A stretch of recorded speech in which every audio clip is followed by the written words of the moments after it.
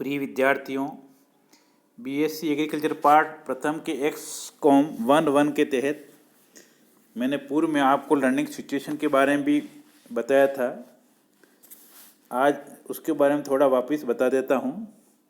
सीखने की स्थिति, लर्निंग सिचुएशन कौन सी एक आदर्श स्थिति है जहाँ पर शिक्षार्थी या विद्यार्थी किसी वस्तु या ऑब्जेक्ट या विषय वस्तु के बारे में जानकारी प्राप्त कर सकता है या सीख सकता है। तो प्रायः हम देखते हैं कि जो सीखने की स्थिति होती है, आदर्श स्थिति तो बहुत कम अवस्थाओं में मिल पाती है।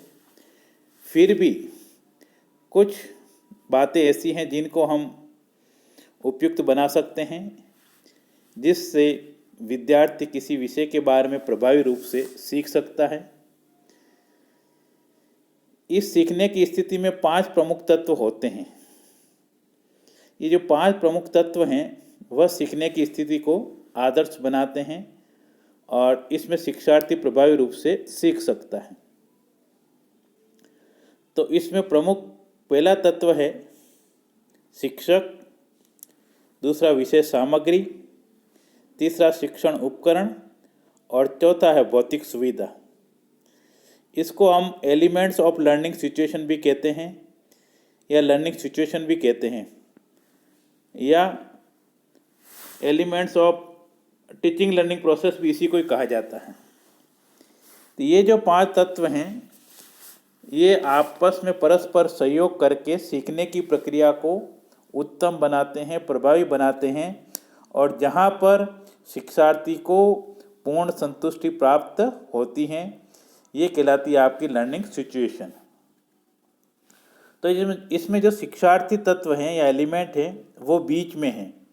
बीच में इसलिए है कि ये सभी दूसरे अन्य चारों तत्वों से आपस में जुड़ा हुआ है, शिक्षक से, विषय सामग्री से, भौतिक सुविधाओं से और शिक्षण उपकरण से। क्योंकि इन चारों तत्वों का प्रभाव या उसका उद्देश्य यही होता है कि शिक्षार्थी को अधिक से अधिक प्रभावी रूप से सक्षम बनाना, उस विषय वस्तु के बारे में पूर्ण जानकारी देना। अब आपको एग्जाम में क्या करना है, अगर सीखने की स्थिति आए, लर्निंग सिचुएशन आए या एलिमेंट्स ऑफ लर्निंग सिचुएशन आए, तो ये डायग्राम बना करके 5 तत्वों के बारे में आपको समझा देना है। तो इसमें पहला है शिक्षक। शिक्षक क्या होता है कि जो लर्निंग सिचुएशन का एक महत्वपूर्ण घटक है।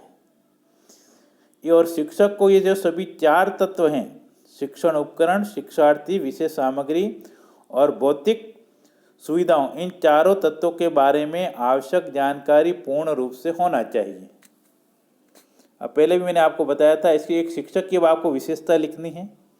क्या शिक्षक की कई विशेषता हैं, तो आप पहला बता सकते हैं कि युक्तिपूर्णता, मतलब रिसोर्सफुलनेस।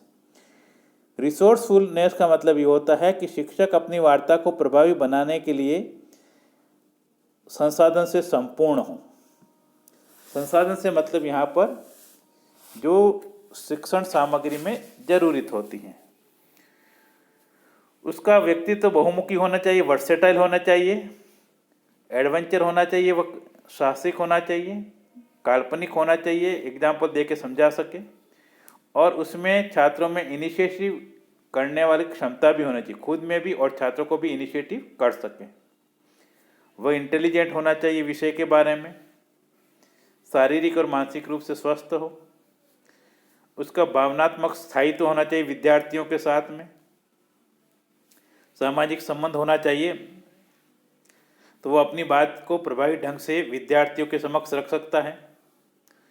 उसमें विचारशीलता होना चाहिए कि किसी विषय को प्रभावी ढंग से दयालु के साथ मैत्री भाव से, विनीत भाव से, सहानुभूति से समझा सके, और धैर्यता हो, उसमें नम्रता हो, सहनशीलता हो, उत्तम आचार विचार हो, ये गुण इसमें होने चाहिए।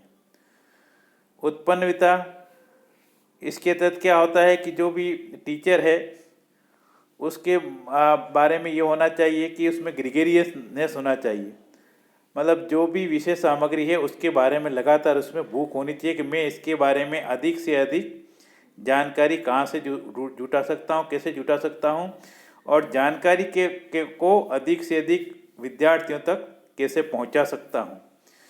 तो वह हंसमुख होना चाहिए, प्रफुल्लित होना चाहिए, उत्साहवर्धक होना चाहिए, प्रसन्नचित होना चाहिए, जागरूक होना चाहिए और एक्सप्रेसिवनेस होना चाहिए।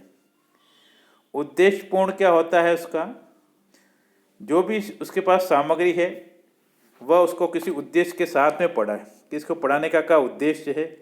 छात्रों के लिए न्याय संगत हो, निष्पक्ष हो, द्वेष रहित हो, किसी प्रकार की द्वेषता या उसमें लड़ाई झगड़े के भाव या उसमें उत्तेजित नहीं करें, इस तरह का भाव होना चाहिए। एक प्रमुख विशेषता ये होनी चाहिए शिक्षक में, उत्तेजना है। उत्तेजना का मतलब ड्राइव है। वह जो भी अपना शिक्षण कार्य करें पूर्ण उत्साह के साथ करें और प्रभावी ढंग से करें और उसमें फुर्तीला होना चाहिए, परिश्रम भी होना चाहिए। तो जो विद्यार्थी हैं उनको वह जानकारी प्रेरणा से दे पाए और लगातार देने का भाव हो। एक गुण उसमें शिक्षक में प्रभुता का होना चाहिए, डोमिनेंस का।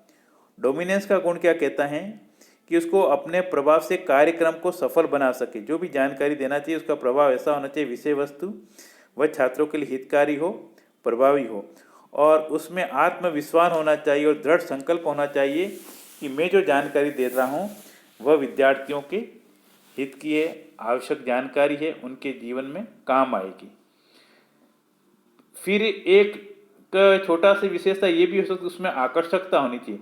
आकर्षक का मतलब ये नहीं है केवल कपड़ों के बल पर, अपने व्यक्तित्व का, उसका व्यक्तित्व आकर्षक होना चाहिए। अपने को स्वयं को स्वस्थ रखे शारीरिक और मानसिक रूप से, और छात्रों को छोटे छोटे एग्जाम्पल के द्वारा समझा करके उनको प्रभावी आकर्षित कर सके। और भी कई गुण आप बता सकते हैं। अब शिक्षार्थी कौन होता है जिसके लिए पूरी यत्न किए जाते हैं, प्रयत्न किए जाते हैं? तो पहला तो है उसमें सीखने की क्षमता होनी चाहिए और विषय वस्तु वो शिक्षार्थी के स्तर की होनी चाहिए और उस विषय वस्तु का वो उपयोग करके उसका जीवन में प्रायोगिक अनुभव कर सके। और शिक्षार्थी है वो सक्रिय भी होना चाहिए। ऐसा नहीं कि आधे अधूरे मन से सीखने के लिए आए, पढ़ने के लिए आए। अगर इस तरह का भाव होगा तो कितने भी चारों तत्व प्रभावी होंगे तो भी शिक्षार्थी उसको ग्रहण नहीं कर पाएगा। इसके अतिरिक्त शिक्षार्थी को समय का पाबंद होना चाहिए, अनुशासन में रहना चाहिए, शारीरिक मानसिक रूप से स्वस्थ होना चाहिए और जो श्रव्य दृश्य साधन का प्रयोग किया जा रहा है उनको समझने की क्षमता होनी चाहिए। ये एक शिक्षार्थी के गुण हो सकते हैं, विशेषता हो सकती हैं। हमारा सब्जेक्ट मैटर विषय वस्तु कैसा होना चाहिए? जो विषय सामग्री है वो शिक्षार्थियों की आवश्यकता के अनुसार हो, जो शिक्षार्थी के ज्ञान के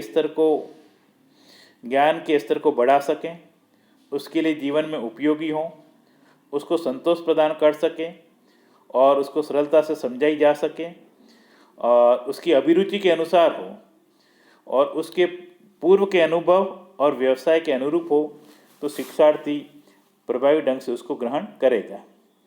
शिक्षण उपकरण के तहत क्या आता है कि जो शिक्षण उपकरण या श्रव्य दृश्य साधन हम काम में ले रहे हैं वह उनका उपयोग हम कुशलतापूर्वक या कौशलता के साथ करें। चार्ट, पोस्टर है, flash card, flick book, pamphlet, जो कुछ भी काम में लेना चाहते हैं, इलेक्ट्रॉनिक मीडिया वगैरह। फिर इनकी विशेषता ये होनी चाहिए वो सरलता से उपलब्ध हो सके, केवल हम बात ही नहीं करें उनके बारे में, और इनकी पूर्ति भी प्रभावशाली ढंग से करने हैं।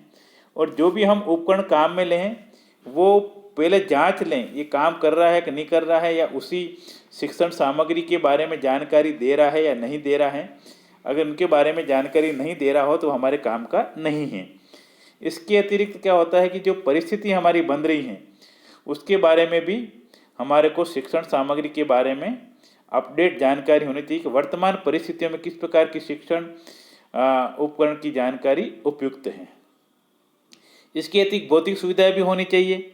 भौतिक सुविधा के तहत क्या आता है, जो शिक्षण साधन हैं उनके रखने की उचित व्यवस्था हो, आपका कमरा हवादार हो, बाहर से कोई शोर या हल्ला गुल्ला नहीं हो, पर्याप्त स्थान हो और रोशनी, हवा, पानी का प्रबंध हो और समय के अनुसार जो बैठने की व्यवस्था उसमें हम वांछित परिवर्तन कर सकते हैं, जहाँ पर हम समूह चर्चा कर सकें, बैठक है, व्याख्यान है, गोष्ठी है, परिसंवाद है, या और भी कई चीज़ें हम आवश्यकता के अनुसार कर सकें।